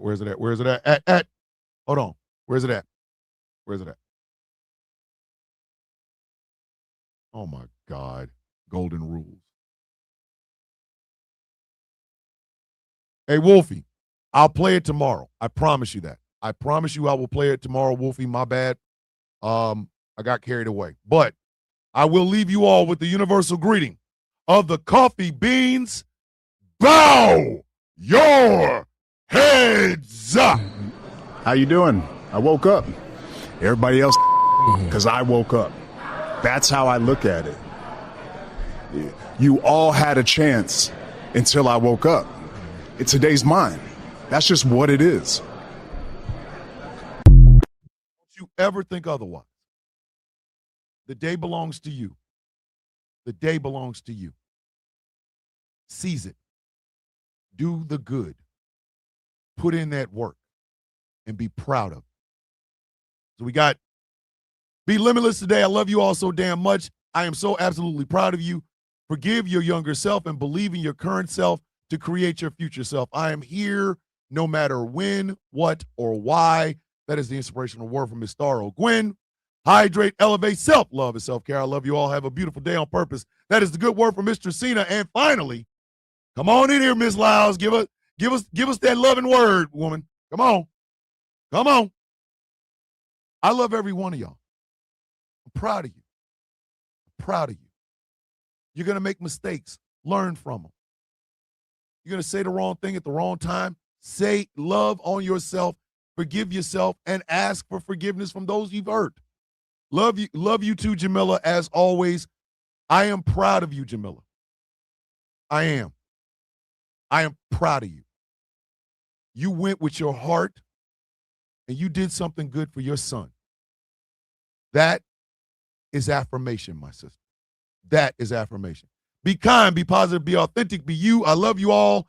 Have a great day. Today is the last day of school for the Lyles kids. Remember, be yourself today. That is the loving word from Miss Lyles. What is it that we say every day, kids? You can change the world. You can. The only thing limiting yourself is you. The perfect version of you is standing right in front of you in the mirror. Seize it. You are not in competition with anybody. You are in competition with the person you were yesterday. Tomorrow you'll be in competition with the person you are today. So make every single moment count for something. Change the world, and don't let anybody tell you you can't. What is it that we say every day, kids? May your day be as sweet as the coffee in your cup. For Persepolis the cactus, Coco the goat, Godzilla -1, Cat Main, who just jumped off my he jumped from the desk to the floor because he's an asshole, and from the OCB, the original coffee bean. My name is Thomas Bishop. I am known as the villain. My title and designation is the Brutalist, the leader of the Villains Guild, a proud, upstanding member of the Outcast Nation. And this has been a Truthful Thursday filled with love, laughter, and light episode of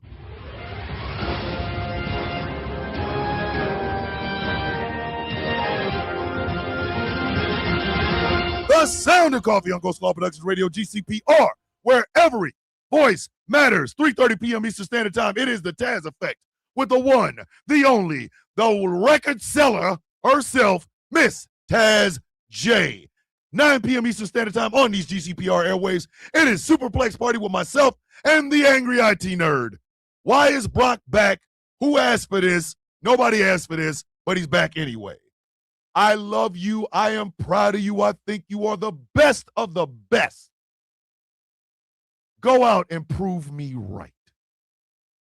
As always and forever, I say, with love in my heart, I say this. With peace on my mind, I give this. And a tad bit of hair grease. I love you all. Be safe and be loving today. Love on you, some you. Love you guys. Peace. Flag on the play Friday, tomorrow. Love you. Your ass better not ever forget it. See you in the morning, kids.